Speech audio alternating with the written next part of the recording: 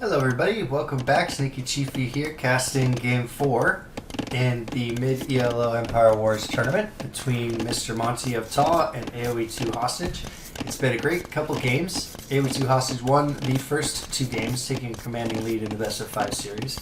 But then MrMonty came back and won the next game on Atacama, using knights to his advantage. So clearly, AoE2 Hostage, I think, is a better cavalry player than infantry player, though he has decided to go, AoE2 Hostage has, as Celts for Game 4 here on Cattails, which is obviously a very water-based map.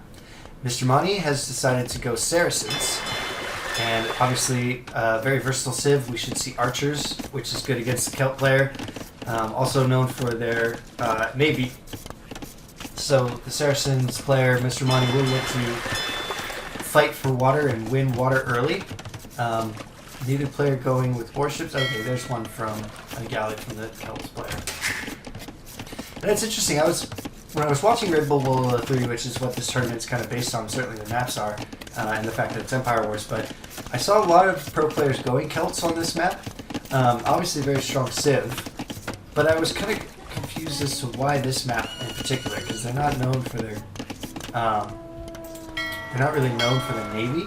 I suppose it could be because their faster wood chopping allows you to build more ships. That could certainly be it, but the Saracens are certainly more of a navy civ. And right now we have 4 to 3 war galleys, and AoE2 Hostage doing the early aggression against MrMonty's eco, sniping a fishing ship, probably another one. Yep, 2 fishing ships down already, so this is something we saw a lot of in the other games, was AoE2 Hostage taking the initiative and putting the pressure on early. Players can easily wall in this map, and we'll see some walls go up from both players, I'd imagine. And the Navy game is very much a micro kind of game. So whoever can micro better will win. MrMonty kind of hiding his Navy here. At least for now. And AoE2 Hostage are kind of exploring around looking for it. Hostage hasn't seen any of MrMonty's ships yet. Oh, nice demo. That's a good shot. Monty will like that. This one, on the other hand, won't be as good, I don't think. Nope.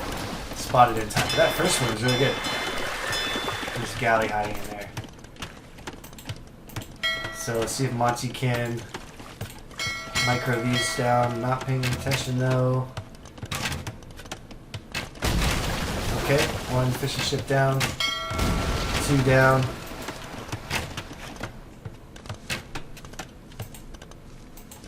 MrMonty will chase down those others, but he's lost all his own fishing ships in the meantime. So he'll look to return the favor, certainly.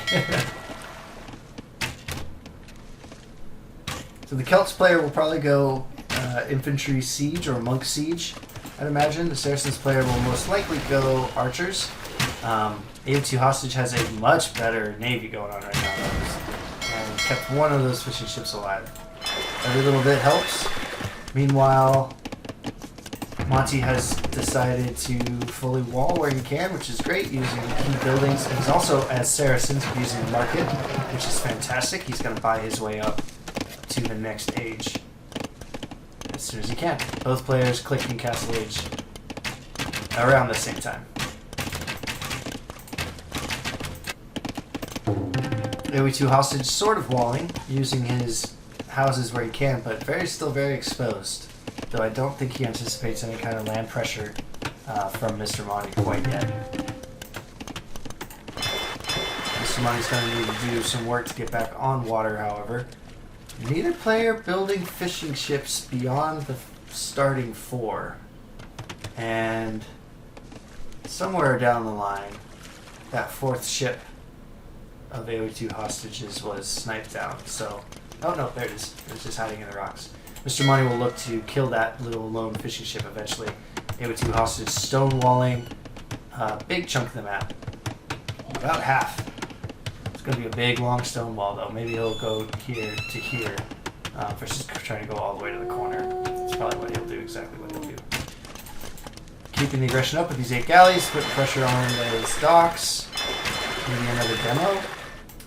Meanwhile, both players sending villagers Sneak villagers, if you will. I bet this will be an archery range, a forward archery range. Around here. And no, this is just okay. Stable. And a good stable too, because it'll be behind the wall. Here. So this villager might spot it. Might have been nicer for Monty to build it around here. Both players clicking or hitting Castle Age at the exact same time. And the galleys from Hostage doing a little victory dance after taking out the first dock. And behind this little fishing ship. Still doing work. But neither player really caring about the fish, it looks like. Beyond those 4 starting fishing ships that you get with Empire Wars on this map. Monastery, some knights and monks from the Saracens player. Stone walls, heavy stone walls going down, but leaving a big gap. And this villager will see. It's unfortunate because it's not so sneaky anymore. But this villager from the two hostage will see these very shortly. Monty continuing to use the Saracens market bonus to his advantage. Buying wood for gold to build what? A siege workshop. Always with the forward siege workshop. MrMonty does a great job of putting pressure on early with that. Though siege was not quite as effective as maybe he would like in the last game against the Aztecs. I think he knows that it will be important if he's going to counter the Celt siege. He's going to need siege of his own. The Celts infantry as well. He's going to need the Scorpions to protect his knights from pikemen. These are upgraded scale barding armor knights. Though this won't be too much of a surprise, MrMonty will snipe a few builds. 1 down there, 2 down. Maybe a couple more if MrMonty keeps exploring. No. Bill count is 46-40 in AOE2 Hostage's favor. Oh! That's devastating. Oh, MrMonty's gonna love that. 3, 4, 5 bills killed. 6, 7, and 8, 9 bills killed. Very, very effective. 6 knights, 3 monks, and a mangonel to outrange this TC. A second TC has gone down from the AOE2 hostage player, which is why he probably had, well, he had a bill lead. That bill lead has since been reduced. And there's nothing on the field. Well, there's 3 spearmen somewhere and a monk somewhere. But they're not going to be enough to stop.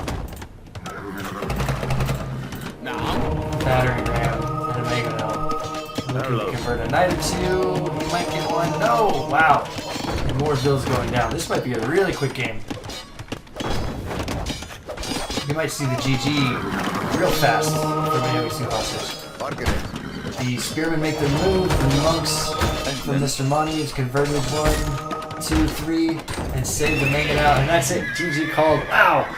Oh, this forward stable monastery and siege workshop was just devastating, and it's so good that he did that because there wasn't much time before that would have been completely walled off. So 2 villagers snuck in behind the wall, made quick work. MrMonty abused the stable, didn't bother spending wood on fishing ships at all. Was thinking really just probably pick Saracen simply for the market bonus. Meanwhile, I think AOE2 hostage felt a little safer than he really was and spent some wood on fishing ships and certainly stone and wood on the second town center, but was not expecting such amazing pressure. And those monks turned out to be key because they converted all 4 of those spearmen that AOE2 hostage sent after the mangonel. And once that conversion failed and that mangonel stayed up, the GG was called right away. I think AOE2 hostage recognized it. So well done indeed from MrMonty. He has tied the series up. It is now 2-2 in the specified series. So winner takes all. And this is the finals of a mid-ELO Empire Wars tournament. And our hero, MrMonty, has come back from an 0-2 deficit to tie it up and push a rubber match. So this is Sneaky Chiefy signing off in Game 4, but I hope you'll join us for Game 5. I can't wait to see what the civs are, what the map is, and what happens.